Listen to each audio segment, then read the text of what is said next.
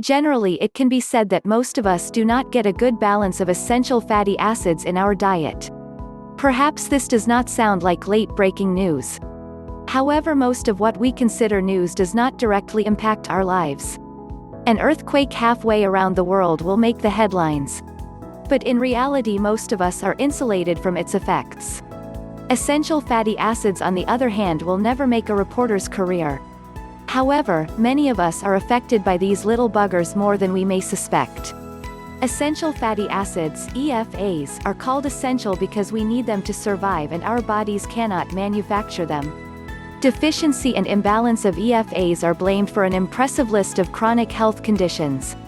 But, unlike the distant earthquake, EFA deficiency is unlikely to make the headlines.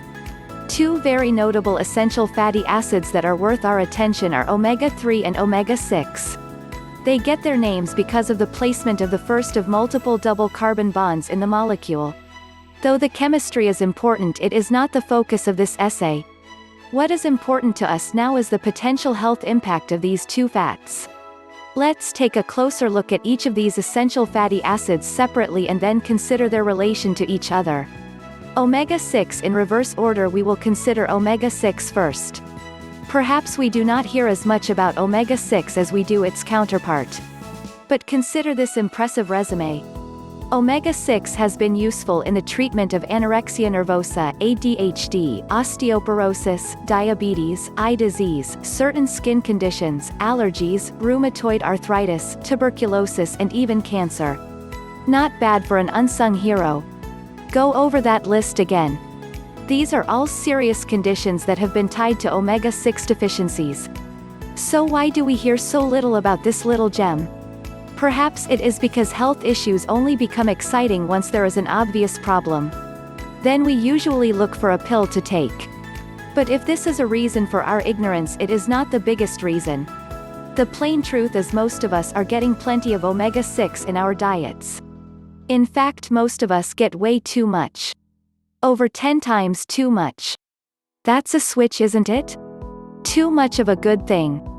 The reason we get so much of it is because many of the foods we buy are processed with some type of linoleic acid, which is a popular form of omega-6.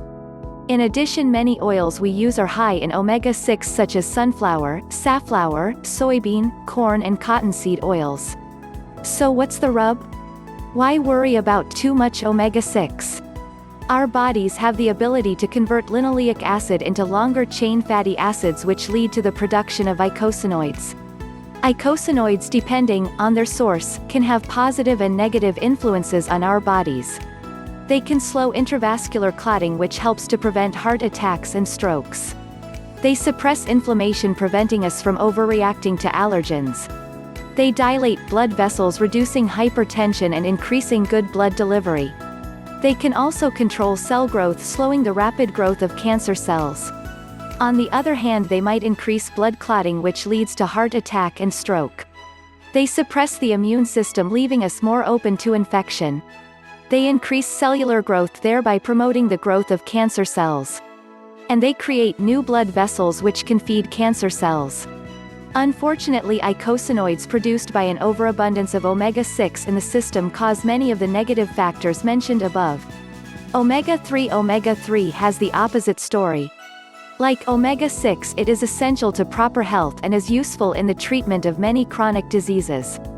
Among these conditions are heart attacks, cancer, lupus, schizophrenia, accelerated aging, stroke, insulin resistance, asthma, postpartum depression, obesity, diabetes, arthritis, ADHD, and Alzheimer's disease. But unlike omega-6, most diets are deplorably deficient in omega-3. Most of us get only a small amount of what we need for optimal health.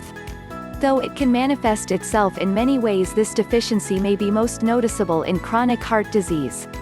Entire cultures are known to have very low incidence of heart disease because of diets high in omega-3 rich foods.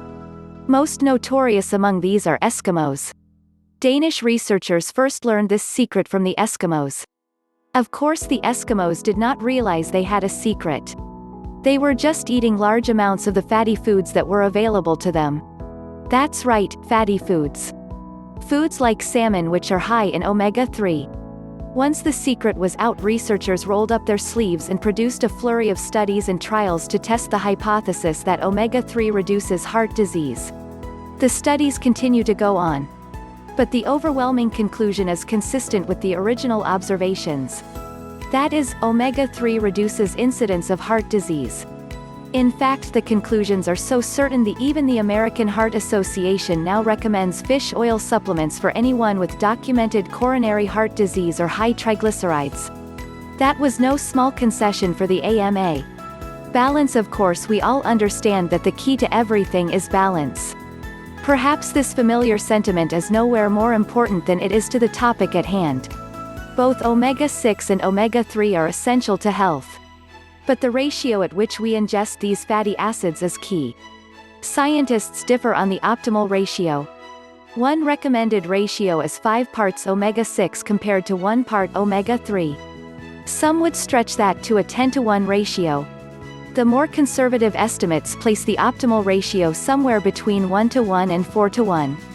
Unfortunately, the average American diet includes an omega-6, omega-3 ratio between 14-to-1 and 20-to-1. This imbalance contributes to many of the chronic health problems mentioned above. So what do we do? Assuming you are a reader who takes this seriously, there are some steps you can take to assure better health for you and your family. You can begin by avoiding foods prepared with linoleic acid and some of the linoleic acid-rich oils mentioned above. Buy less prepared foods and do more home cooking. Then make every effort to increase omega-3 consumption. Cold water fish like salmon and tuna, not the canned varieties, are very high in omega-3. But you need to eat these fish more than once per week. I have met people who eat salmon every day for breakfast. If you are not a fish lover or are concerned with marine pollutants, try fish oil supplements. The good ones are completely free from contaminants. Our diets have contributed to the increase of chronic conditions like heart disease. Our diets can go a long way toward resolving the problems. Article source: http://ezinarticles.com/92090